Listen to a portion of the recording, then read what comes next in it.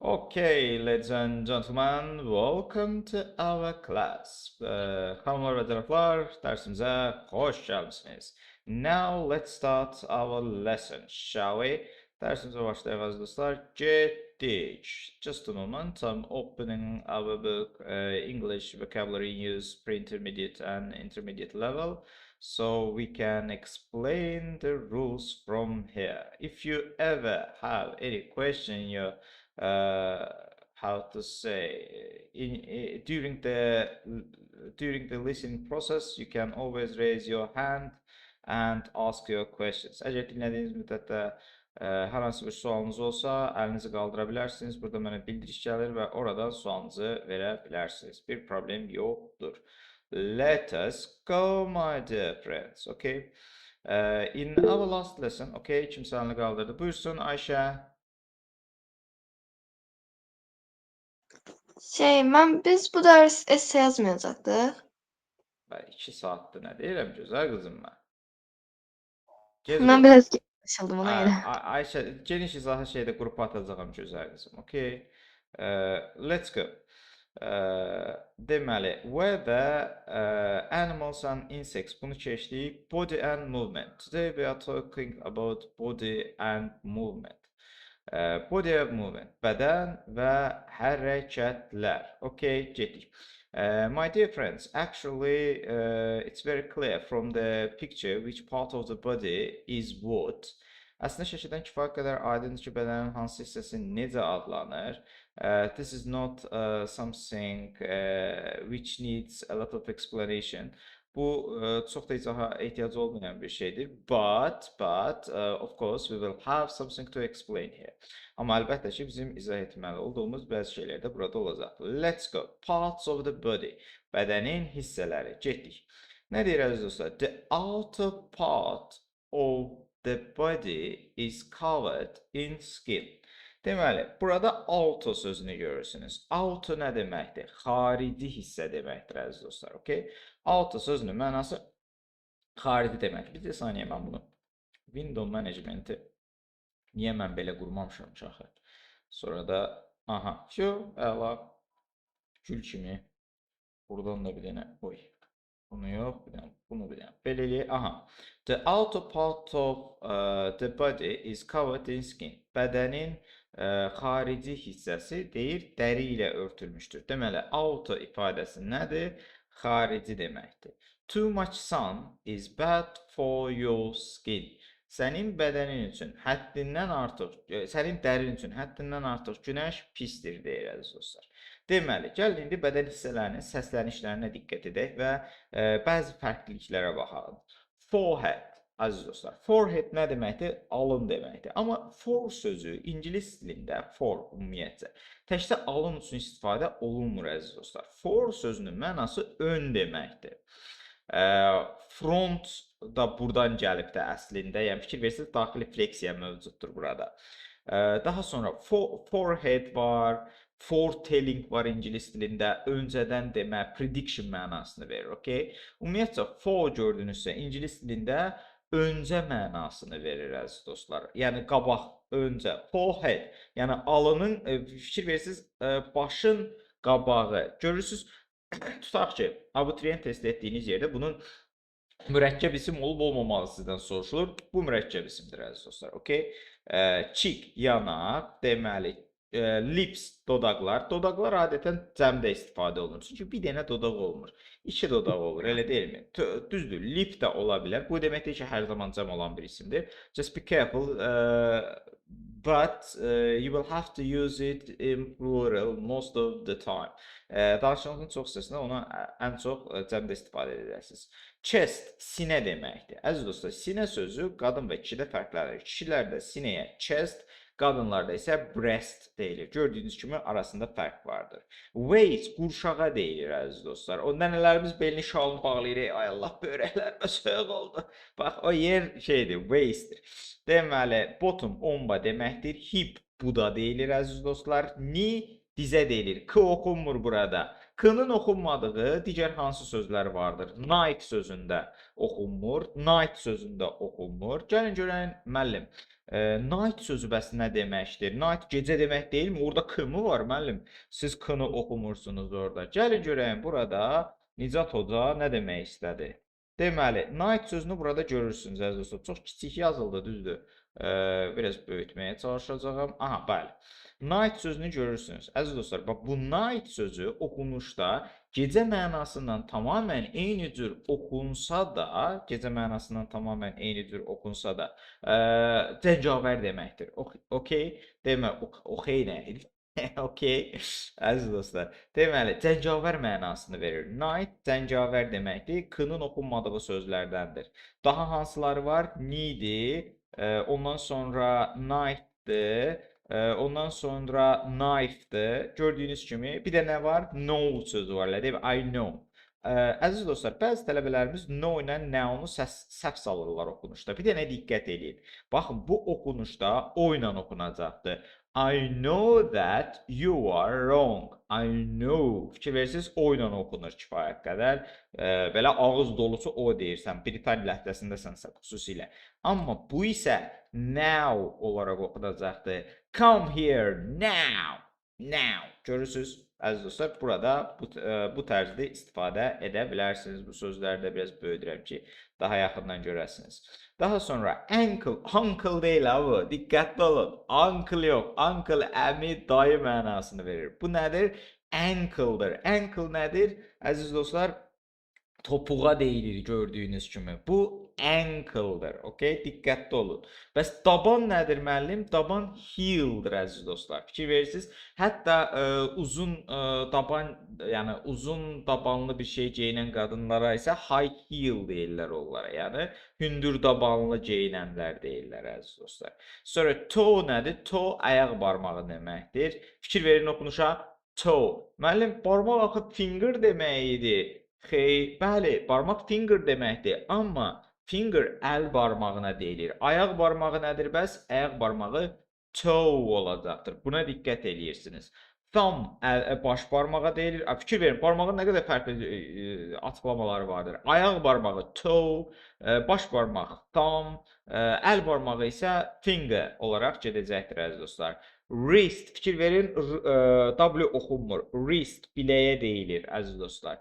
Breast haqqında danışdıq. Çin, çənəyə deyilir. Çənənin bir dənə də mənası var ingiliscəsində. Jaw, okay? J-A-W olaraq yazılır. Jaw deməkdir. Shoulder, shoulder çiyindir. Bunu hardan yadda saxlaya bilərsiniz? Bizim bir dənə şampunumuz var, Head and Shoulder. Head nə deməkdir? Baş. Shoulder nə deməkdir? Çiyin. Deməli, Head and Shoulder şampununun mənası nə oldu? Baş və çiyinlər, əziz dostlar. As you can see, actually they mean that. Let's continue with the movements and let's see what kind of movements we can see in our everyday life. Let me translate it first and then I will try to explain everything that you need. People breathe through their nose or mouth. Aha, buradakı birinci sözlərin oxunuşda demək olar ki, çox çətin olmalarına diqqət edirsiniz. Birincisi, breathe, breathe. Buradakı Z hərfinə baxın, əziz dostlar. Bu əslində Z deyildir, ha. Z, bizim belə Z, breeze deyil. Breeze əslində bilirsiniz nə deməkdir? Meh mənasını verir. Breeze ingilis dilində. Bir dənə baxın, breathe. Bu breathe'dir. Baxın. Breeze, meh deməkdir, əziz dostlar. Xumar, mikrofon zəmtonusa bağladın qızım. Breeze. Demək, breeze nə deməkdir əziz dostlar? Breeze meh deməkdir. Bu nədir bəs? Breathe. Okay. Ramal, buradan mən bağlamalı olacağım görünür. Breathe deməli meh deməkdir. Movement with your mouth, face and head. Amma bu nədir? Breathe. The. Ailənizdə namaz qılanlar varsa əgər, Fatiha surəsinin sonuncu ayətinə diqqət edə bilərsiniz əziz dostlar. Orada necə istifadə olunub? Deyir, vələddalin. Fikir verə bilərsiniz. Vələddalin deyir. Ərəb dilində də bu hərf vardır. V. D deyil. Vələddalin də bəzən deyilir. Vələzzalin də deyilir. Amma ikisi də deyil. Vələddalin. The hərfi olmalı. Okay? Buna diqqət etməlisiniz. Through sözünə diqqət edirsiniz. Bu cür yazılan bir çox söz vardır ingilis dilində. Through vardır, throat vardır, boğaz deməkdir. Fikir verin, through içərisindən mənasını verir. Through vardır əziz dostlar, throat vardır, boğaz mənasını verir. Daha sonra thought vardır, düşüncə deməkdir. Taught vardır, öyrətmək deməkdir. Yəni bu Spider-Man mimi görmüsünüz, məncə görmüsünüz bu. Hamısı bir-birini göstərir belə. Və onu kimi bunlar həmişə bir-birinə oxşuyur. Bunun haqqında ingilis dilində belə bir mim də var. Gəlin sizə o mimi də tapıb bir də saniyə. Baxın, just a moment. Oh, TikTok. TikTok hər yerdə. Lənətə gəlməsin TikTok. Deməli, through deməli, through, taught. Buna baxın, Spider-Man meme. Spider-Man meme. Bir də buna baxın. Bax, bunu deyirəm uşaqlar. İngilis dilində belə bir meme də vardır. Gəlin görək bunların hamısıdır. Yəni, hətta bu mimi də sizə göndərəcəm. Gözləyin, Nizat müəllim, mimlərlə ingilis dili öyrənir. Just a moment. Save picture as Spider-Man meme. Where are we saying it? Gözləyin bir saniyə. Bunu qrupa atıram əziz dostlar. Bu meme baxaq və buradan izah verəcəm sizin üçün. Just a moment. Yes. Kimsə danışmaq istəyir, əlini qaldır. Buyursun. Mən də burada 3 dənə bir-birini göstərirlər, çoxaldıblar. Hə, çoxaldıblar. Əslində 3 dənə olur. Bir də saniyə gözləyin dostlar.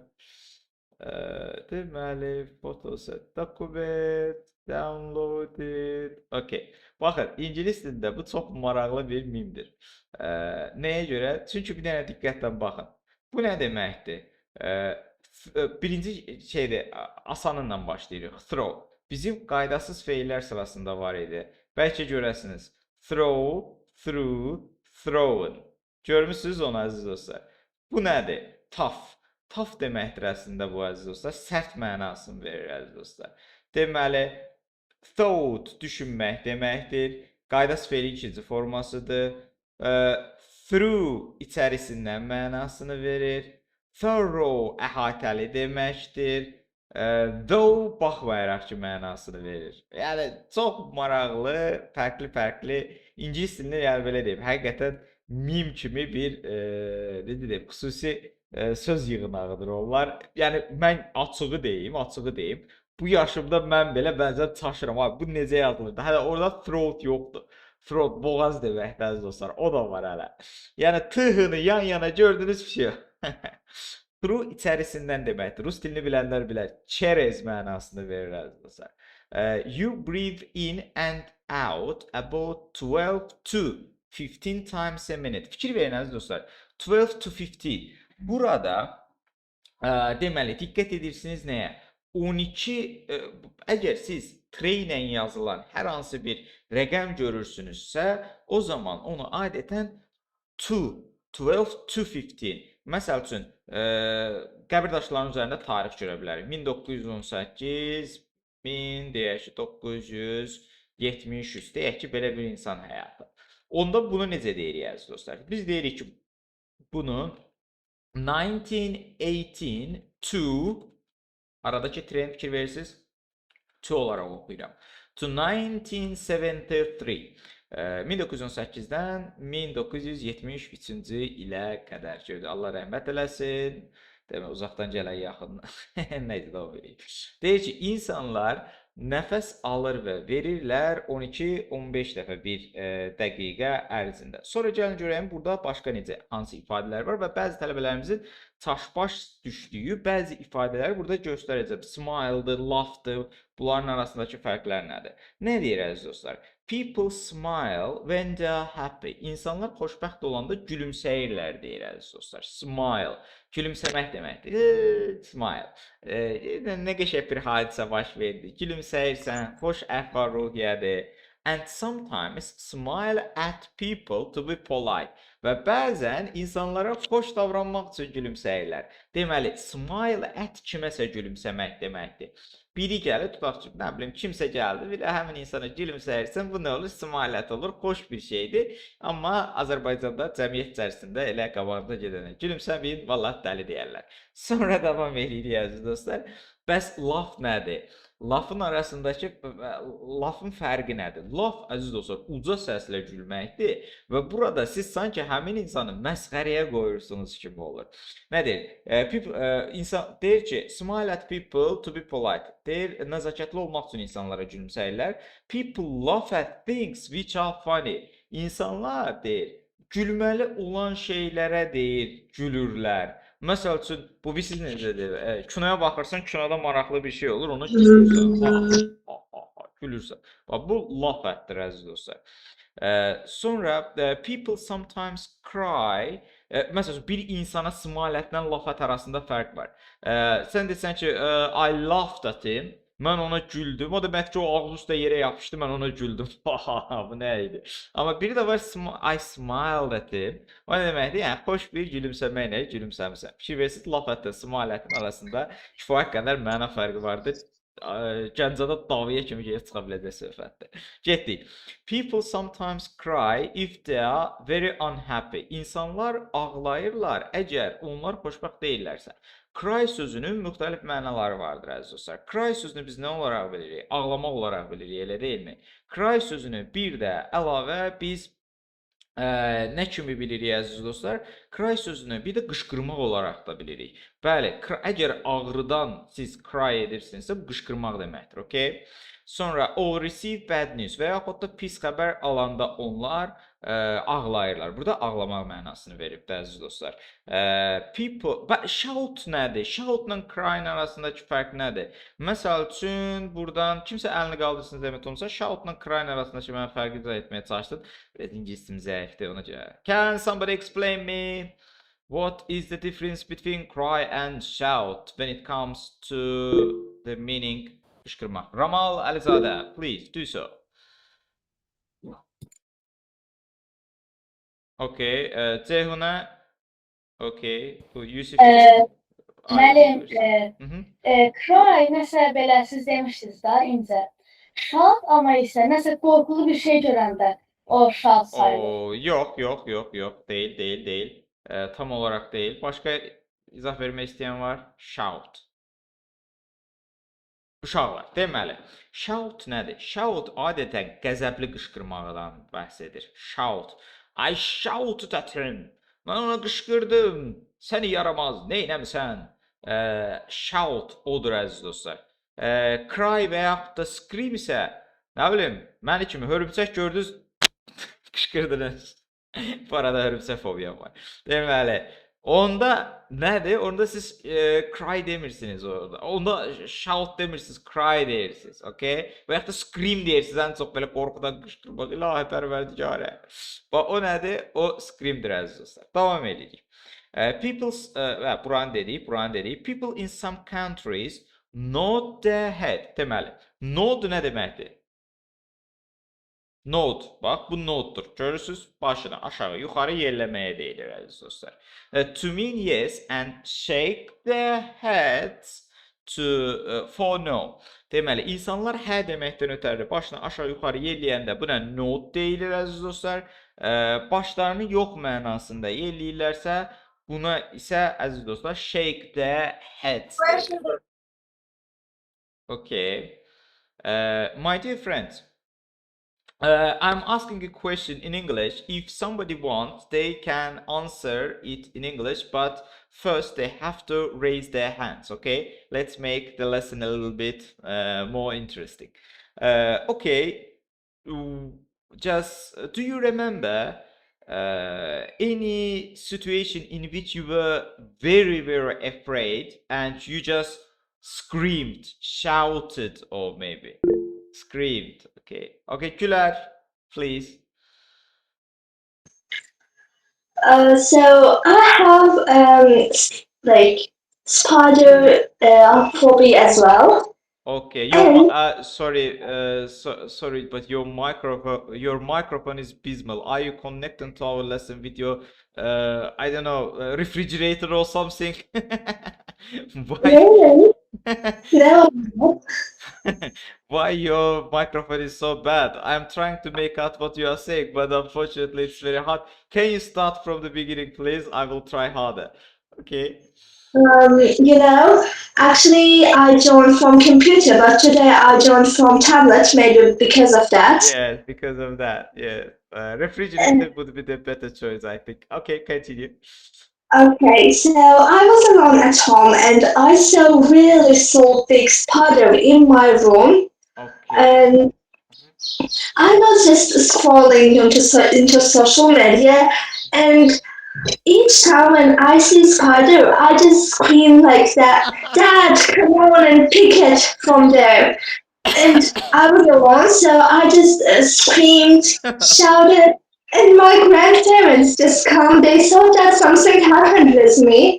Then I just say that I saw spider. They laughed a lot, and I get shy because of that. Don't be shy there because I am right now 35 years old and my wife is about 22 years old and she's younger than me. Actually, I have to be the power of the house, the strongest person in the house.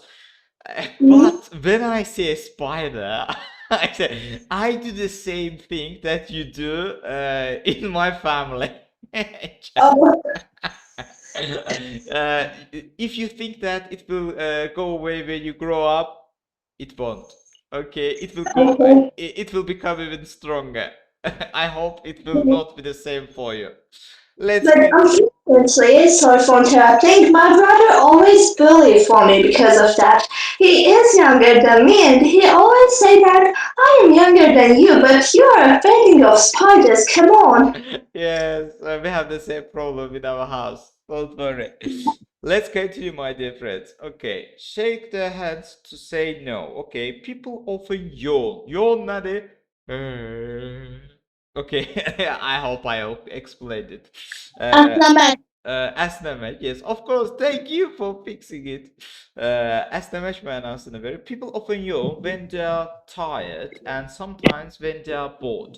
İnsanlar deyir tez-tez əsnəyirlər. Onlar yorğun və yaxud da darıxanda. İndi sizə bir dənə maraqlı cümlə deyəcəm. Məsəl üçün, birində deyir ki, you are tiring. Birində deyir ki, just a moment. Qoy bir dəqiqə o bir şeyi açım. Nijboard'u açım. Okay, Nijboard. Just a moment. Bu arada bizim sıfırdan başlayan tələbələrimiz üçün əziz dostlar, gördüyünüz ekrandakı bizim cümlə çalışmalarımızdır. Cümlələr veririk və tələbələrlə onları ingilis dilinə çevirməyə, onların arasındakı səhvləri, problemləri həll etməyə çalışırıq. Yəni sıfırdan ingilis dilində öyrənmək istəyənlər müraciət edə bilərlər. Deməli, əziz dostlar, məsələ nədən ibarətdir? 2 dənə cümlə deyirəm. Deyirəm ki, you are tired. Sonra deyirəm ki, you are tiring. Sonra deyirəm you are bored. Sonra nə deyirəm? Deyirəm ki you are boring. Bu 2 dənə cümlə arasında, bu 2 dənə fikir arasındakı fərqi kim izah edə bilər? You are tired. Uşaqlar, əlinizi qaldırmadan yerindən danışmayın, xahiş edirəm. Eləməyin, mikrofonlarınızı bağlayıb. Deməli, Ülvi Namazlı, buyursun. Biri you're tired and you're tiring. Bunlar yorulmaq mənasını verir. You're bored and you're boring də sıxılmaq. Laf strateji, mikrofonu bağlaya bilərsən. Sonra buradan Sevinç Həsənova, buyursun. Demək, you are tired. Səhv yazdı bu. Əslində bu tired olmalıydı. Yox, xeyr, səhvdir. Bağla, səhvdir. Ramal Məmmədli, buyur. Müəllim, məsələn, boring cansız əşyalar haqqındadır, boring canlılar haqqındadır. Tərcüməsi zəhmət olmasa, o Azərbaycan qrammatik cümləsidir. Mənə tərcüməsi lazımdır. You are tired nədir? You are tiring nədir? İkisi də canlıdır axı burada. Mən necə istifadə eləmişəm ikisində? Ramal, görürsünüz, bax, problem budur, bax. Abituriyent qrammatikasını siz əzbərləyəndə özüm izah edirdim, uşaqlar əlinizi aşağı sala bilərsiniz. Deməli, uşaqlar, eləməyin, məni məcbur edirsiniz mikrofon bağlamağa da, xahiş edirəm, eləməyin də. Baxın, məsələ nədən ibarətdir, əziz dostlar? Azərbaycan qrammatikasını siz, bax, kitab müəllimləriniz, sizi kitab dilindən öyrədir. Başa düşürsüz, siz bunun mənasını anlamayın. Bu canlıdır, bu cansızdır, bu yekədir, bu balacadır. Elə deyil. Diqqətlə baxın. You are tired nə deməkdir? You are tired, sən yorğunsan deməkdir əziz dostlar. Sən yorğunsan. Bu, əziz dostlar, tired nə deməkdir? Bu, hissiyatı bildirir. Yəni, sən özünü yorğun hiss edirsən. You are tiring isə, sən yorucusan deməkdir. Tiring, ing ilə olanda isə, əziz dostlar, bizim keyfiyyət və xüsusiyyətimizi bildirir burada.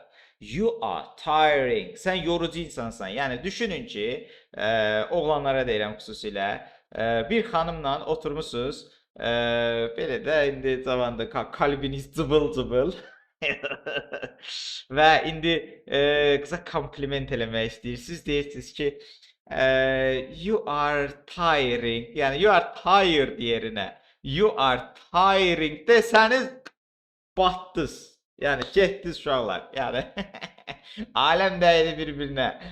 Çünki tiring desəniz nə oldu? Bu demək ki, sən yorucusan. Və tired desəniz nə olardı? Sən yorğunsan. İstəyirsən çantaları sənin yerinə daşıyıb, belə bir nəzakətli istifadə edəyim dərkən aləmi qata bilərsiniz bir-birinə. Bəs you are bored ilə you are boring arasında fərq nədir? You are bored yenə yuxarıdakı məntiqdən baxın uşaqlar. Sən darıxırsan deməkdir. Darıxırsan. Okay. You are boring nə deməkdir? Sən darıxdırıcısan. Sən sıxıdısan. Okay, indi düşünün ki, yenə bayaqki kimi bir situasiyadır.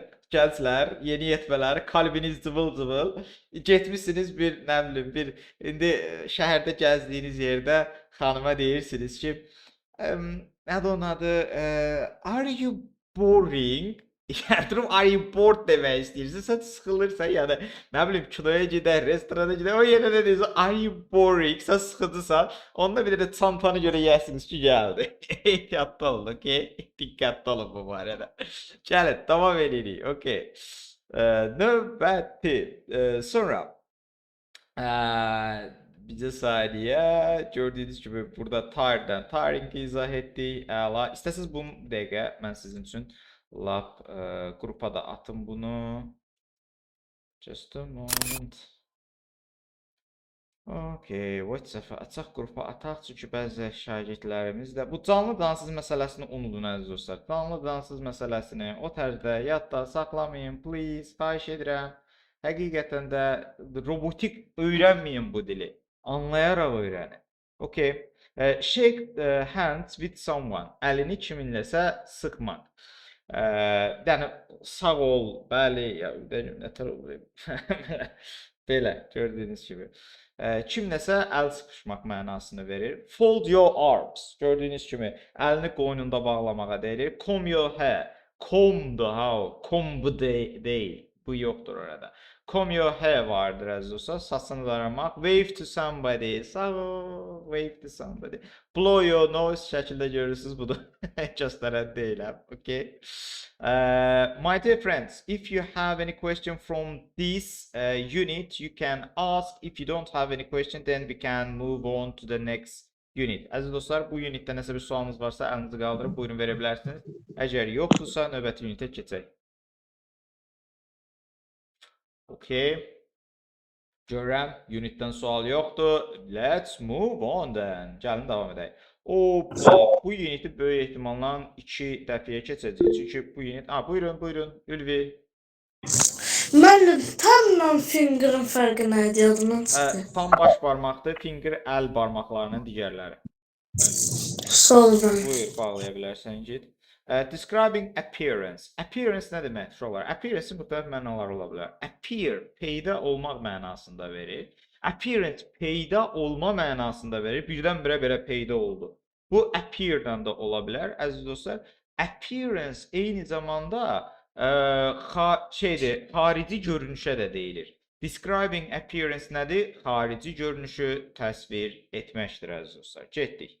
Your appearance is the way you look. Sənin xarici görünüşün, sənin kənardan necə göründüyündür. Buyurun, Lalə Məmmədli.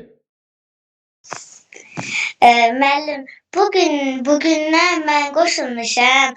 Yəni ki, sıfırdan lüğət aza bilərsiniz. Yok kızım, güzel kızım. Burada sıfırdan öğrenilmir ha kızım.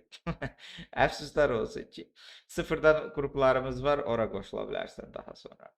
Deməli, and we sometimes use different words to talk about beauty in men and women. Və bəzən deyir, insanlarda, kişilərdə və qadınlarda gözəllik barəsində danışmaqdan ötəri müxtəlif sözlərdən istifadə edirik. Women can be attractive or good looking.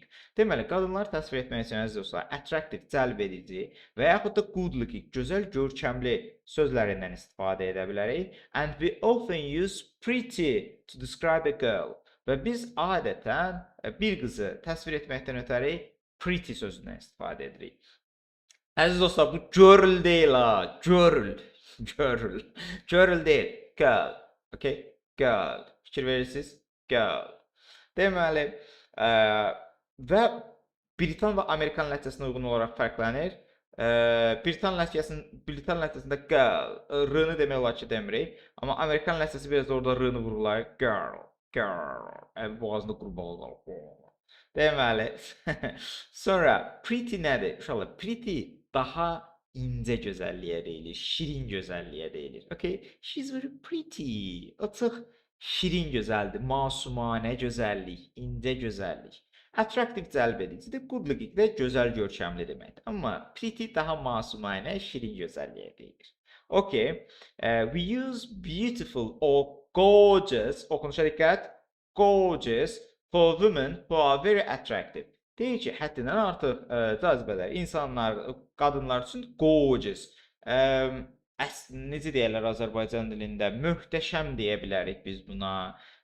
Füsunkar deyə bilərik biz buna, okay? Bu sözdən istifadə edirik əziz dostlar. Bax, bu sözləri bilmək, niyə fərqli sözləri bilmək bizim üçün vacibdir? Uşaqlar, esse yazdığınız yerdə, elə hər yerdə beautiful, beautiful, beautiful, beautiful, beautiful qoyunca etsin. Nə oldu? Esse'də də görəcəksiniz ki, vocabularinizdən yarı bal verdi. Siz əgər vocabulary'dən də o tam olaraq bal əldə etmək istəyirsinizsə, sözləri mütləq gözəl sinonimlərlə əvəz etməlisiniz. Beautiful yerinə də nə? Gorgeous, nə bilim... Bir saniye. Gözlüğümü bir saniye. Control, turn off the microphones. Okay, daha rahat. I think it's better. Just a second. Okay, yes, we are having... Okay, mikrofonları da keçirtdik əziz dostlar. Davam edirik. Sonra, deməli, gorgeous sözündən istifadə etdik dedik. Men can be attractive and good looking, but also handsome. Deyir kişilər attractive, cəlb edici, good looking, gözəl, görkəmli, but also, amma həmçinin handsome, yaraşıqlı da ola bilərlər. Deməli, kişilər üçün handsome-ı ən çox kişilər üçün istifadə edirsiniz, okay? Handsome-ı adətən qadınlar üçün istifadə etmirik. Kişilər üçün istifadə olunur. If men are very attractive, we can say they are gorgeous or very good looking. Əgər kişilər çox gözəl, həmçinin çox yaraşıqlıdırlarsa, onlara da gorgeous və yaxud da good looking deyə bilərik. Deməli, gorgeous, good looking həm kişi, həm qadın üçün istifadə oluna bilər. Handsome, yalnız deməli, kişi üçün istifadə olunur. Pretty, gənc qızlar üçün istifadə olunur. Belə, sonra davam edirik əziz dostlar. Davam edirik. Baxın, burada nümunə cümlələr də vermişdir. Liam has become quite handsome. Liam olduqca yaraşıqlı olubdu son vaxtlar. Olivia was very pretty when she was younger. Olivia gənc olanda çox gözəl idi. Fikir verirsiniz, gənc gözəlliyi, masum gənc gözəlliyini təsvir etmək üçün pretty sözündən istifadə etmişik əziz dostlar. Bella looks gorgeous in the dress. Bella həmin geyimdə möhtəşəm görsənir. Gorgeous. Fikir verirsiniz əziz dostlar. Gorgeous istifadə olunubdur. They are very good looking couple. Onlar çox gözəl, görkəmli cütlükdürlər. Gördüyünüz kimi istifadə oluna bilər. İndi gəlin buradakı bəzi ifadələrə baxalım. The opposite of beautiful is ugly. Deyir, gözəlliyin əksi çirkindir, ugly'dir. Amma my dear friends, I warn you beforehand, try not to say ugly for anyone, okay? Because calling somebody ugly will be very impolite. Kim isə çirkin adlandırmaq əziz dostlar çox necə deyim, nəzakətsiz olacaqdır. Yəni bacardığınız qədər bunu gündəlik həyatda istifadə eləməyin. Bəzən filmlərdə falan deyirlər, you are ugly deyirlər belə. Görə bilərsiniz filmlərdə falan. It's not very polite to describe someone as ugly. Kim isə çirkin olaraq təsvir etmək gördüyünüz kimi çox pisdir. Onun yerinə nə deyirsiniz? Tutaq ki, o qədər də yəni Nicat müəllim kimi yaraşıqlı olmayan bir müəllimdir.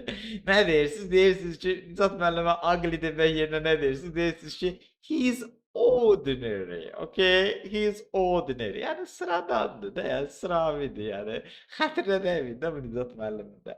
Deməli, sonra davam edirik. Ordinary is more polite. Daha deyir. Əziz dostlar, ordinary sözü polite də deyirlər onun adına, nəzakətlidir. It also isn't polite to say that someone is fat. Əziz dostlar, kim isə kök adlandırmaqda nəzakətli bir ifadə deyildir, deyir bu kitabımız.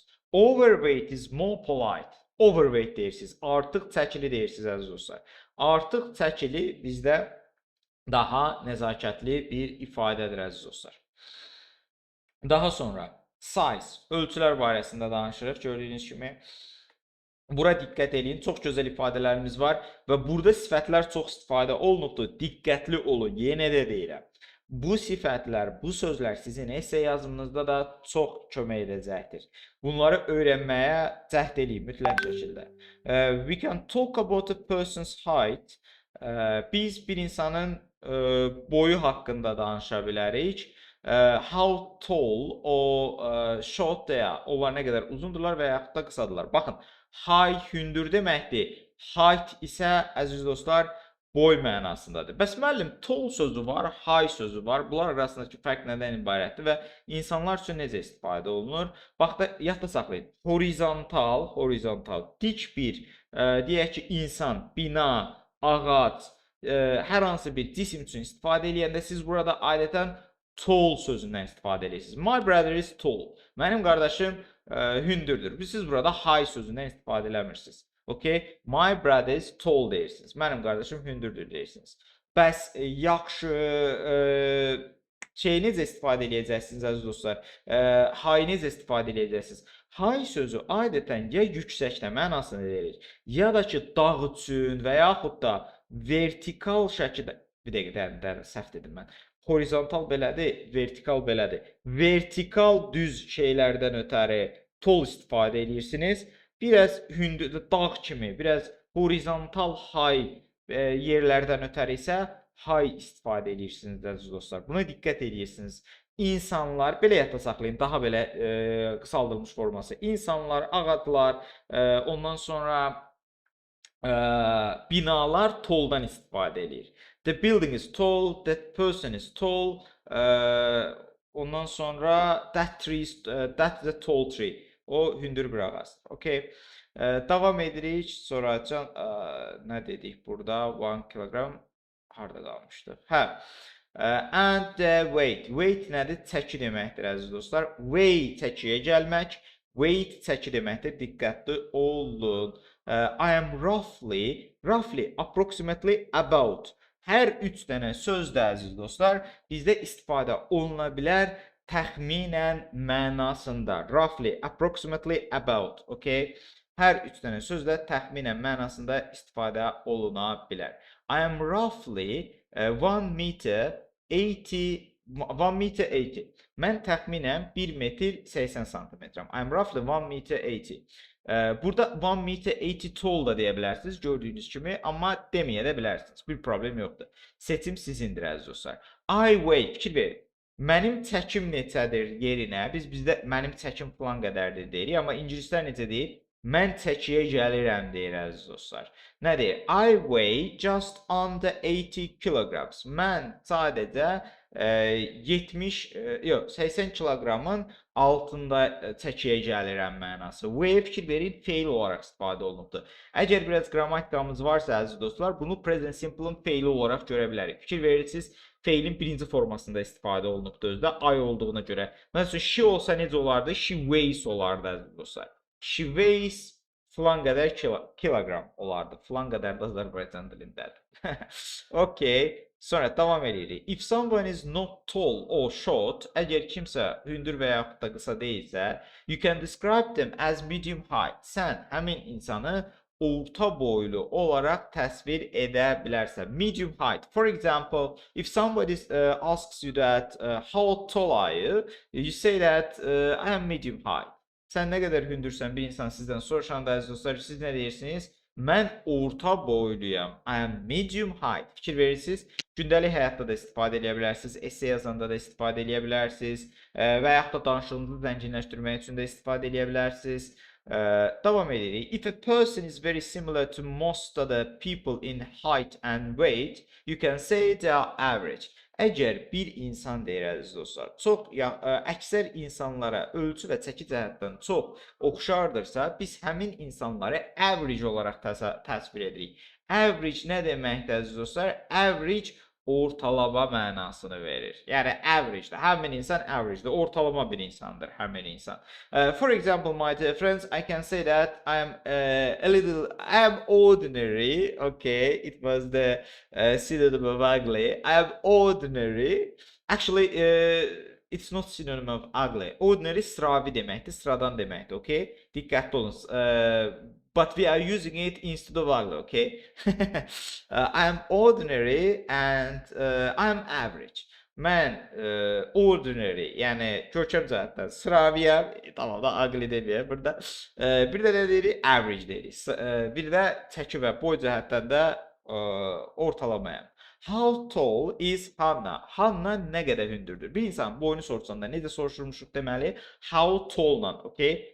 How deyil abi, diqqətli olun. Mən şəxsən öz adımdan danışıram. İngilis dili öyrənən zaman iş başlarda həqiqətən bunu how-la çox istifadə etmişəm, çox demişəm və dilimdə də yapışıb qalıbdır. Amma how deyirik, okay? How tall is Hannah? Hannah nə qədər hündür boyu vardır? Medium height. Belə deyək də, orta boyludur. Medium height, fikir verirsiniz, orta boylu mənasında. I'd say nədir bəs? I would say ifadəsidir əziz dostlar burada. Çox tələbələrimiz bunu bilmir. I would say ingilis dilində qrammatik öyrənəndə öyrənəcəyimiz zamanlardan biridir. Would nədir?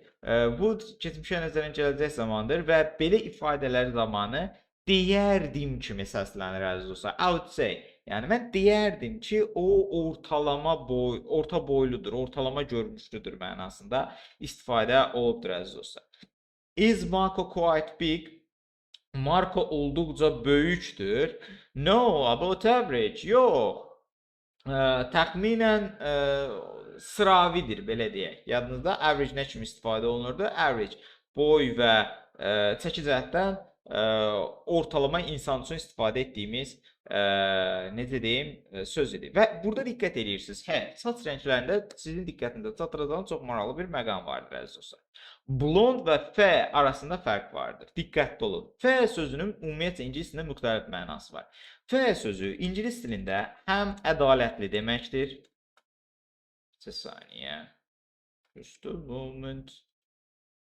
a moment. Ədalətli. Ondan sonra F sözü ingilis dilində həm açıq rəngli saçı olan insana deyilir. Açıq rəng mənasında. Açıq, belə deyim, saçı və yaxud da dərisi olan insana deyilir. Bir də, əziz dostlar, F-in bir dənə mənası var idi, səhv eləmirəmsə. Bir dəqiqə xatırlamıram, amma bir dənə mənası olduğunu düşünürəm. Yadıma düşəndə deyəcəm əziz dostlar. Brown. Brown nədir? Brown, buyurun Sevinç.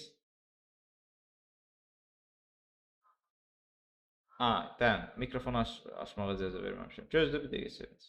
Bəlkə də sən bilirsən mənasını. Buyur Sevinç. Mikrofonu açmağa icazə verin.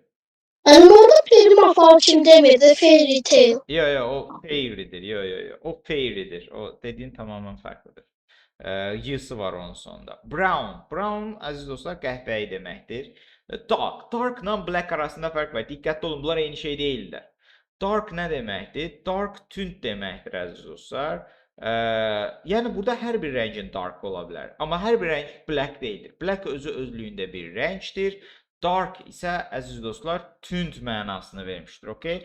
Aradakı fərqə diqqət edin. Dark başqa şeydir, black başqa şeydir əziz dostlar və verişimizin sadiq qonaqları. Sonra davam edirik. Uşaqlar, bildiyimiz kimi as we know my dear friends in English, hair is an uncountable noun. Yes. Bildiyimiz kimi əziz dostlar, İngilis dilində hair sayılmayan isimdir. Qrammatika dərslərimizdə görə bilərsiniz bunu. Hair sayılmayan isim olmasına baxmayaraq, bəzən onun cəmləndiyini də görə bilərik. Düzdür, bu kitab veribdir ki, hair heç vaxt cəmlənmir. Amma heç vaxt demə. İngilis dilində buna necə deyilir? Never say never. Heç vaxt demə. Bəli, heç vaxt demirik, çünki hair sözü İngilis dilində cəmlənə də bilər əziz dostlar. Nə vaxt cəmlənir? Saçınızdakı, məndə olmayan bu orqan var saçımdakı.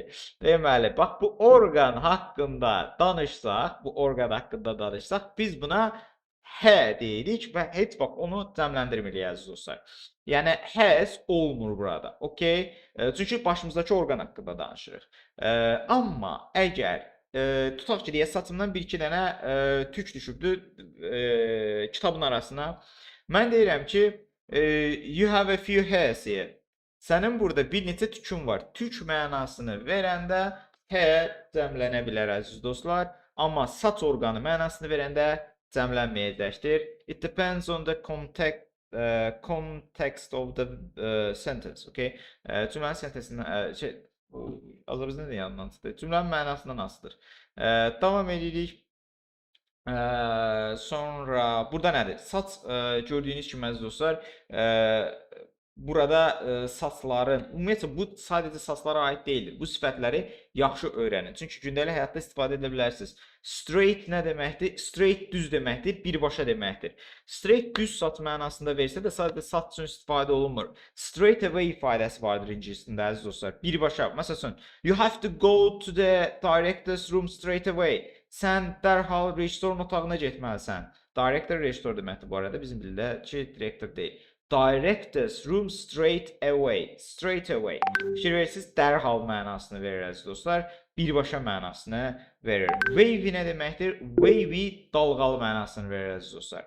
Wavy sözünün mənası dalğalı deməkdir. Bu wavy hər yerdə istifadə oluna bilər. Curly. Curly ifadəsinə diqqət edin. Curly sözü isə əziz dostlar qıvırcıq saçlara deyilir. Okay? Curly isə qıvırcıq saçlara deyilir. Talking about someone's appearance. Kim isə xarici görünüşü haqqında danışmaq. Getdik. What does Sophia's boyfriend look like? Sophia'nın oğlan dostu nəyə bənzər? Kimsə nəyəsə bənzəyəndə əziz dostlar nə deyirik? What does he look like? O nəyə bənzəyir? Mən nəyə bənzəyirəm? Okay? Yəni ümumilikdə xarici görünüşü bir saniyə. Telefon öz-özünə qərar verir ki, oxumalıdır nəsə. Bir saniyə, çox üzrlü hesab edin. Aha, davam edirik. Aha, əziz dostlar, dediyim kimi, burada kimsə nəyəsə bənzəyirsə, necə deyirik? Biz burada look like-dən deyirik. What does somebody look like? Present simple cümləsindən istifadə etməyimizə diqqət edin. Məsəl üçün, mən burada sənin qardaşını soruşa bilərəm. Mən deyə bilərəm ki, what does your brother look like? Sənin qardaşın nəyə bənzəyir? Burada look like deyəndə nəyə bənzəyir deyəndə, yəni xarici görünüşü soruşulur. Okay? Diqqətli olun. Burada soruşulan xarici görünüşdür əziz dostlar. He's blonde and quite good looking. O sarışındır və olduqca yaxşı görünüşlüdür. Good looking nədir? Həm qadın, həm kişi üçün yaxşı görünüşlü mənasında istifadə olunurdu. Is he tall? O hündür boyludur. O tallish. Tallish demir ha. Aramızda Lənkərandan və hətta dedikdən qoşulanlar varsa hamısına salam. Bu tallish demir ha əziz dostlar. Bu tallish deyilir. Tall iş. İş nə şəkilçisidir əziz dostlar? Gəlin görək. İşin iki dənə mənası vardır ingiliscəsində şəkilçi olaraq. Deməli, tallish nə deməkdir? Hündür təhər. Hündürvari mənasında vari təhər kimi istifadə olunur. Hətta bəzən biri sizə deyir ki, are you free? Sən boşsan, o da deyir, iş. Yəni heç free iş də demir normalda. Eləcə iş deyir. Yəni bu nə deməkdir? Yəni demək olar ki də, yəni demək olar ki, bir-iki işim var, tez görüb gələcəm, okey? Bunun üçün iş istifadə olur. Yenə deyirəm, bu talış deyil, talışlara salam. Deməli, davam edirik əziz dostlar. But he has got broad shoulders. Amma onun deməli geniş çiyinləri vardır. Broad sözü geniş deməkdir. Gündəlik həyatda istifadə olunur. Bunun əksi nədir? Narrow'dur əziz dostlar, bunun əksi. Narrow. Narrow çox önəmli bir sifətdir. Nəyə görə narrow bizim üçün önəmlidir? Gəlin baxaq. Narrow'un önəmli olmasının səbəbi ondan ibarətdir ki, əziz dostlar, narrow istisna sifətlər sırasındadır. Gələcəkdə biz bunu necə deyim sizə, abituriyentdə öyrənəcək ki, narrow dərəcəyə yüksələrkən el qəbul edərək dərəcəyə yüksəlir. Narrower, yəni daha dar mənasını verir əziz dostlar. Narrow, dar, narrower daha dar mənasını verir. Okay? Sonra davam edirik əziz dostlar. Yəni normalda çox hecalı olan da sifət nə olmalıydı? More vasitəsilə dərəcəyə yüksəlməkdir, elə deyilmi? Məsələn, more narrow. Bəzi tələbələrimiz belə gözləyir narrow'dan, bu performansı gözləyir, amma narrow istisnadır. Sonu ovla bitdiyi üçün tək hecalı kimi sonuna er əlavə olunaraq dərəcəyə yüksələn sifətlərimizdəndir əziz dostlar. She's got nə deyir burada? Ha, davam edirik. Tallish, he looks very athletic. O çox atletik görünür. Athletic. Şirin atletik demirəm. F hərfi vardır orada. Athletic. Sonra I think he does a lot of sport. Mən düşünürəm ki, o çox idman edir. Is he quite smart? O olduqca səliqəlidir. Aha, smart sözü. Ay müəllim, smartphone, nə bilim, smart refrigerator, smart ayaqqabı, hər şey smart olubdu. Smart ağıllı demək deyilmi? Come on, nə yapıyorsunuz hocam? Əziz dostlar, smart ağıllı deməkdir. Amma və lakin və yaxud və s. Bir dənə maraqlı bir şey var. Smart həm də homonimdir əziz dostlar. Smart həm də homonimdir. Çünki onun ikinci mənası nədir? Smart'ın ikinci mənası əziz dostlar həm də necə deyərlər, səliqəli deməkdir. Okay? Deməli, hocam şu anda necə deyim, upgrade alıram. Bəli. Şu anda upgrade alır bir çoxumuz. Bir çoxumuz deyir ki, mən bunu bilmirdim. Bəli, smart'ın ikinci mənası əziz dostlar necə deyərlər, özüm də dedim, səliqəli, az da bizdən də unutdum sözü. Davam edirik. Yeah, he dresses quite well. Bəli, o olduqca gözəl geyinir. Bir saat ayabada danışdım əziz dostlar. Bacardığım qədər sizə dərsi maraqlı təqdim etməyə çalışıram. Sonra, deməli, belə. Əziz dostlar, 2 dənə unit bu günə bəs eləyər. Mikrofonlara, əlinizi qaldırın, sualınız varsa, buyurun suallarınızı verin. Sonra yavaş-yavaş yekunlaşdıraq. Bir saniyə. Buyurun, Süleyman, bir dəqiqə mikrofonları açıram. Buyurun, danışın. Buyurun, Süleyman. Süleyman, əlini qaldırmışsan. Turn on the microphone. Mikrofonunu açmağa çalış, açılmalıdır. Mənim smart da demək deyildi. Smart həm ağıllı, həm də ki, səliqəli deməkdir, izahını verdik. Sonra, əziz dostlarımız, başqa suallar buyursun. You don't have any questions? Okay. No. No. Okay, my dear friends. Then we are closing our lesson here. Bir daha izah verirəm, əziz dostlar. Yox. Bir daha izah verirəm, əziz dostlar. Nəyə görə bu gün esse etmədik? Burada bizimlə birlikdə olan olmayan və yaxud da bizim dərsimizi sona qədər izləyib bunu anlamaq istəyən dostlarımıza bir dənə izah verim. Uşaqlar, esse məsələsində əfsuslar olsun ki, biz bir duvara tosladıq. Duvarımız nədir? Biz kiçik qruplar şəklində bu esseləri yoxlaya bilirik. Amma əfsuslar olsun ki, bu qədər böyük qrup olanda ki, keçən səfər biz 80-ə yaxın esse yoxlamışdım deyəcəm, səhv etmirəmsə. Burada bizim üçün çox böyük bir problem yaranır. Bir dəqiqə Minecraft cavab verəcəksə. Danışacaqsan, bizə saniyə gözlə, izahımı verin. Deməli, məsələ nədən ibarətdir? Bunları mən bütün günü yoxlasam, mən bütün bazar günümü yalnız bunları yoxlamağa sərf edirəm. O da 10 dənə tələbəninkini yoxlayıb uşaqlar bundan sonra yoxlamıram demək də digər tələbələrimizə haqsızlıqdır. İnşallah bizim avqustdan qruplarımız başlayacaqdır. Kiçik həcmli qruplarımız olacaqdır əziz dostlar. Həmin kiçik həcmli qruplarda esselər də işləniləcəkdir. Yəni bizim abituriyent qruplarımızı nəzərdə tuturam. Yəqin ki, anlayırsınız. Abituriyent üzrə sona qədər davam edəcək. Qrammatikanın dibindən sıyırıb belə çörəklə dibini sıyıracağımız, ingilis dilində danışığı sıfırdan öyrənəcəyimiz bir qruplarımız olacaqdır. İyun ayından artıq danışıq qrupları başlayıbdır. Qoşulmaq istəyənlər iyun ayından da qoşula bilərlər. Artıq yeni bir qrupumuz başlayacaqdır. Onun üçün mənə müraciət edin, şəxsi də yazın, deyəcəyim sizə. Və o qruplarda əziz dostlar, çörək dibindən sıyıracağıq ingilis dilini. Burada leksik cəhətdən izah verə bilirik, ancaq çünki qrupun formatı açıq dərslər olmasını nəzərə alaraq. Amma digər qruplarda isə ümumiyyətlə detallı, tam dibindən sıyıracağıq. Burada siz mənim yəqin ki, bir müəllim olaraq nələrə qadir olduğumu görürsünüz. İngilis dilinin bazası bu cəhətdən və düşünün ki, sizə qrammatikanı öz metodumdan təqdim edəndən sonra, Streamlab'la təqdim edəndən sonra siz necə bir əjdahaya çevriləcəksiniz? Ağzınızdan alov çıxacaq, evdə pərdə qoymayacaqsınız. İyundan qoşulmaq istəyənlər buyurub yaza bilər, avqustdan qoşulmaq istəyənlər də avqust ayında onları gözləyirəm əziz dostlar. Buyur Minecraft cavab ver, Minecraft. Buyur. Mən neçə dil bilirsiniz? Azərbaycan dili, ingilis dili, türk dilini yəqin hamı deyil, bir də rus dili. Bilirəm. Yaxşı. Wow, it was a surprise for me. Okay. Davam edirik. Sonra dövmət əziz dostlar, sualınız var. Xarici dilləri götürsən, nədir, ingilis, rus deyə bilər.